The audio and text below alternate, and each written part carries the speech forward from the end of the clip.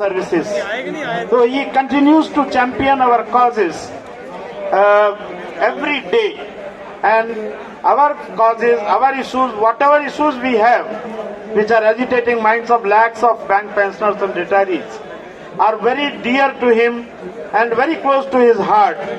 I extend a very hearty welcome to Girish Aryaji to address our dharna, and we are so privileged that after G.K. Vasan sir, the Rajya Sabha MP, addressed us, we have the privilege of listening to the wonderful address which Girish Aryaji will be delivering before us. I now invite Girish Arya sir to address us.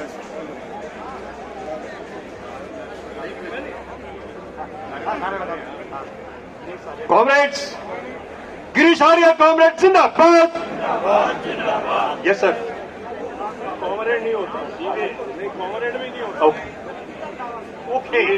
जिंदाबाद, भारत माता जिंदाबाद. Yes, yes.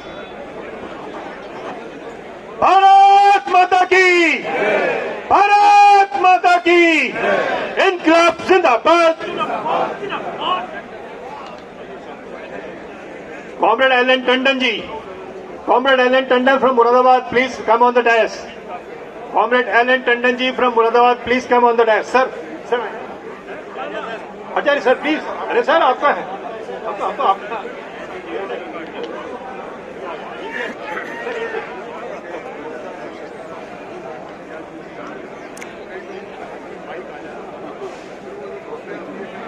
Bharat माता की, भारत माता की, वंदे वंदे. मेरा परम सौभाग्य है कि आज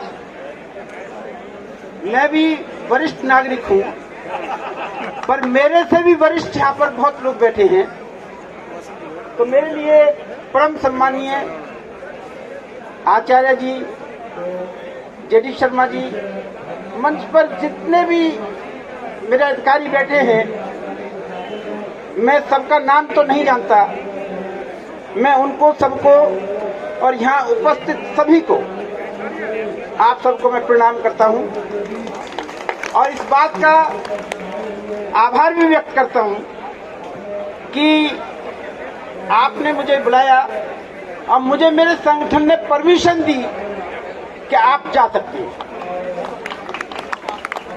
तो मैं एक बात कहना चाहता हूं कि मैं आपके बीच में आया हूं, तो मैं कौन हूं, कहां से आया हूं, मेरा संबंध क्या है आपसे और कैसे आया हूं. तो मुझे लगता है कि जब तक ये बात आपको नहीं मालूम होगी, तो वो मेरी बात जो आगे करूंगा उसका जो है सारण तब में नहीं बैठ पाएगा. मैं जब आया तो मेरे विषय में बहुत सारी बातें कही गई. शर्मा जी एड्रेस कर रहे थे कि यही हैं जिन्होंने जो है हमारी जो है काम किया है, यही है जो हमारे बात को आगे लेकर के जा रहे हैं. तो मैं आपको केवल इतना बताना चाहता हूं, आप सब बैंकर हैं, मैं एक इंडस्ट्रियल वर्कर हूं.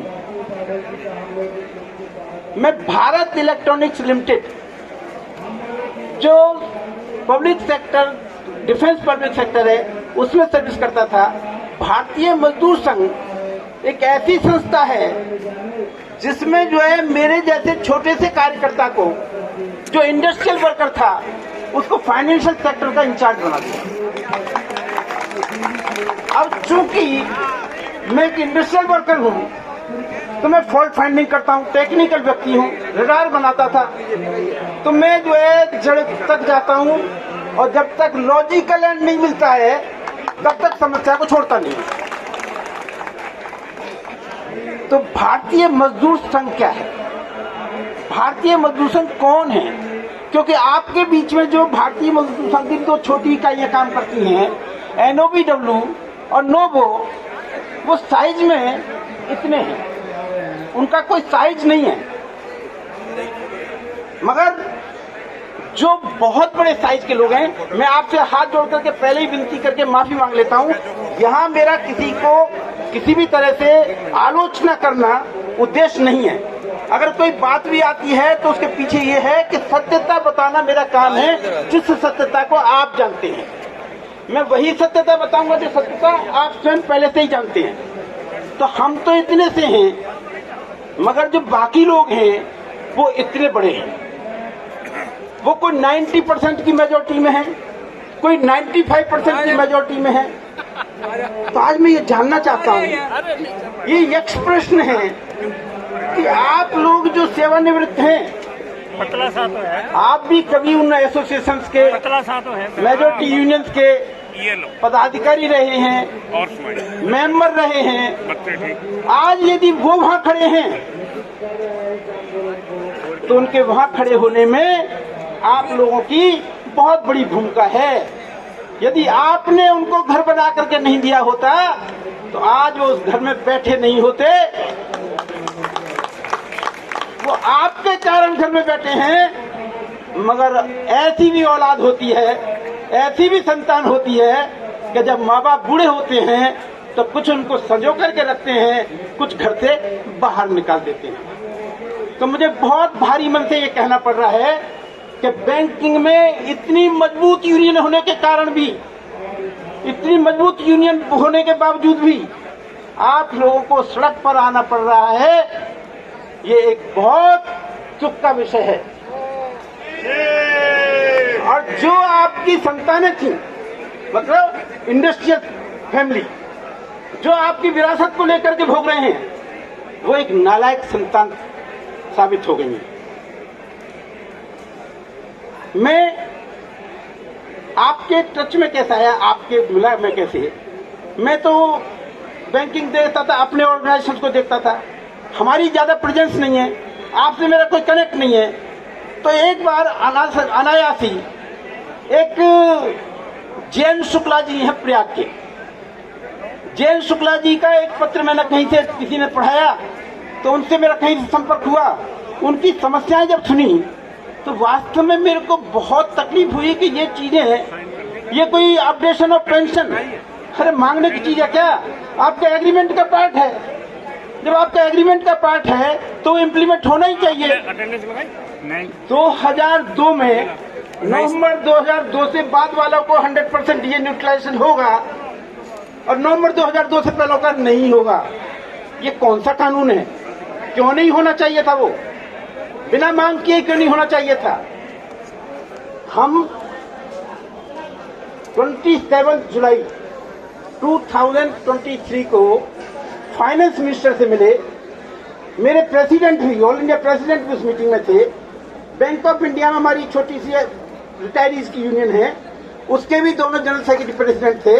हम मैडम के पास गए तो मैडम से ये सारे इश्यूज हमने जो है डिस्कस किए, और मुझे लगता है कि सारे इश्यूज जो जितना आप जानते हैं वो इश्यूज तो मैं आप जानता नहीं हूँ, मगर आप सब इश्यूज को जानते हैं। मगर आप लोगों ने मुझे भी एजुकेट कर दिया और मैं उन इश्यूज के साथ में इमोशनल अटैच हो गया। ट्रेड यूनियन फील्ड में जो हमारे काउंटर पार्ट्स हैं वो कहते हैं इमोशंस का कोई जगह नहीं है, कोई वैल्यू नहीं है। मगर मैं आपके इश्यूज के साथ कनेक्ट हो गया तो मैडम से हमने एक एक करके इश्यूज पर डिस्कशन किया। एक एक करके डिस्कशन हुआ तो उन्होंने जो है कहा ये है, ये है, ये है। तो फिर हमने लास्ट में कहा कि मैडम इनको जो है चाहे साल में एक बार सही, चाहे साल में एक बार सही, इनको भी जो है कोई डायलॉग करने के लिए, वार्ता करने के लिए आईबीए के साथ एक टाइम फिक्स कर दीजिए ताकि ये अपना विषय आपके आईबीए के सामने रख सके।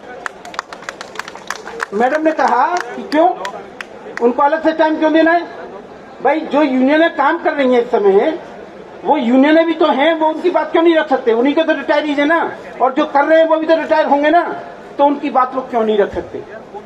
मैंने कहा कि मैंने जो है इस बात विषय में बात की तो उन लोगों का कहना यह है कि जब नेगोशिएटिंग स्टेटस के जो लोग हैं उनसे जब ये विषय रखा जाता है कि भाई हमारी बात भी आप रखिए, तो आईबीए और यूएफबीयू दोनों मिलकर के कहते हैं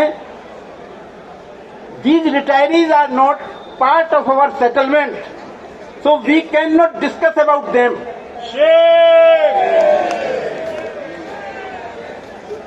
तो मैडम ने कहा कि अगर ऐसी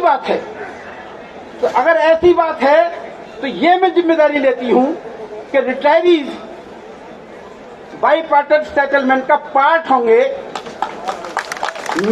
मैं आपको कभी कुछ जो अनाउंस नहीं कर रही हूं, बता नहीं रही हूं, पर यह एश्योर कर रही हूं कि यदि उनको ये गुमान है कि वो उनको इसलिए कंसीडर नहीं करेंगे कि वो जो है एग्रीमेंट का पार्ट नहीं है, तो इस बार हम जो उनको एग्रीमेंट का पार्ट बना देंगे। तो जब सेटलमेंट हुआ, कहानी बड़ी लंबी है, कहानी बहुत लंबी है। उसी 27 जुलाई को हमने मैडम से एक रिक्वेस्ट की, मैडम इस बार जो वेस्ट सेटलमेंट हो उसको आप जो है रिकॉर्ड टाइम में सेटल करा दीजिए। ये जो डिले होता है कि आपका 11 by part 36 months 11 days delay हुआ था। हमने कहा इसको आप टाइमली करा दीजिए, समस्या का आधा समाधान हो जाएगा। उन्होंने कहा आपको क्या लाभ होगा इससे? मैंने कहा हमको लाभ ये होगा कि जो लोग मेजरली इसमें इंस्ट्रूमेंटल हैं, जो वेज नेगोशिएशन तो नहीं करते, जो साइन करते हैं, वो वर्किंग एम्प्लॉयज के लिए तो जबरदस्ती का एजिटेशन ला करके 4-4, 6-6, 10-10 हड़ताल कराते हैं, लॉस ऑफ पे कराते हैं। और उनका मकसद क्या होता है कि जितना ज्यादा डिले हो सेटलमेंट वो ठीक रहेगा। उससे उनको क्या लाभ है मैं बताता हूँ आपको। क्योंकि ज्यादातर लोग जो नेगोशिएशन करते हैं, जो साइन करते हैं, वो रिटायरीज हैं। और रिटायरी होने के नाते जब वेज सेटलमेंट होगा, कितना ही अच्छा सेटलमेंट हो जाए, उस सेटलमेंट में से एक नया पैसा भी उनको मिलने वाला नहीं है। ना उनको फिटमेंट मिलेगा, ना उनको परक्विजिट्स मिलेंगे, ना कोई लाभ मिलेगा, ना आगे इंक्रीमेंट मिलेगा। तो उनको ले दे करके क्या होता है कि जितना लंबा सेटलमेंट होगा, जितना पीरियडिसिटी ज्यादा होगी, उतना ही अमाउंट लेवी का बढ़ जाएगा। और लेवी उनकी लाइफ लाइन है भाई साहब, जरा सेंट्रल बैंक वालों को और भी लेवी उनकी लाइफ लाइन है। तो मैं आपसे ये रिक्वेस्ट करता हूँ कि जो वर्किंग एम्प्लॉयज हैं उनको इस उत्पीड़न से बाहर निकालिए। अननेसेसरी के जो उनके ऊपर बोझ डाला जाता है हड़तालों का, अननेसेसरी हड़तालों का, उससे वो मुक्त होंगे, लॉस ऑफ पे से मुक्त होंगे और इनकी लाइफ लाइन कटेगी ताकि लेवी इनकी कम हो जाए।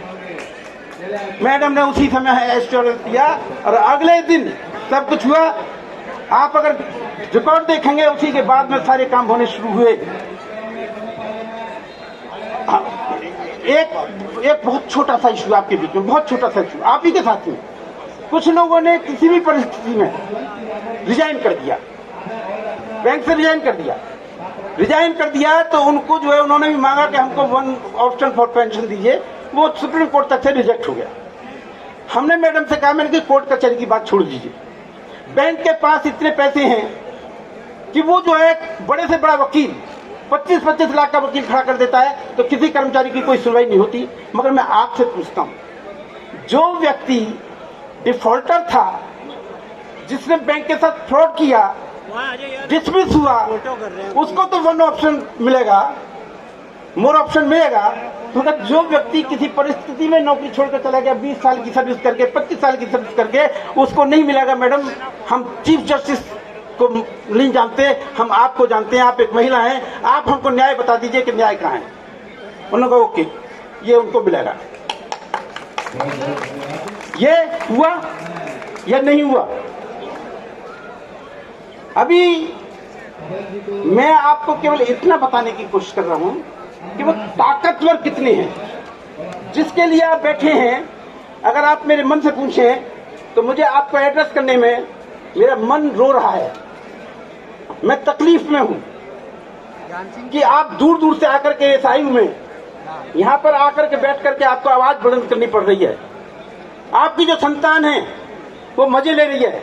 देखो, हमने बूढ़ों को जो है, जबकि बूढ़े उन यूनियनों में भी हैं, वो यूनियनें भी बूढ़ी हैं, मगर आपको सड़क पर लाकर बिठा दिया। हमने जब ये सारी वेदनाएं देखी, सब कुछ देखा सुना, तो मैंने जो है जब इसमें एंटर किया तो बीएमएस से मेरी तरफ जो है एक आपत्ति आई कि भाई जितने भी पेंशनर्स हैं उसमें हमारे तो नॉट नेग्लिजिबल, अगर 7 लाख आप संख्या दे रहे हैं तो हमारे तो जो है ज्यादा से ज्यादा 7,000 होंगे। तो हमारी वहाँ यूनियन नहीं, हमारा कुछ नहीं, ये छोटे से लोग हैं, थोड़े से लोग हैं जो खड़े मेरे सामने, मैं इनको जानता हूँ। मैंने बीएमएस से एक निवेदन किया कि मैं रात दिन बीएमएस के लिए काम करता हूँ, मैं रात दिन जो बीएमएस मुझे बताता है वो काम करता हूँ। ये इशू मेरे दिल के को लग गया है, इस इशू के साथ मेरा इमोशनल अटैचमेंट हो गया है। क्या आप मुझे इतनी अनुमति नहीं देंगे कि 100 काम मैं आपके लिए करता हूँ तो एक काम मैं अपने मन के लिए कर लूँ? उन्होंने मुझे हरी झंडी दी कि गो है। अभी इसी 21 तारीख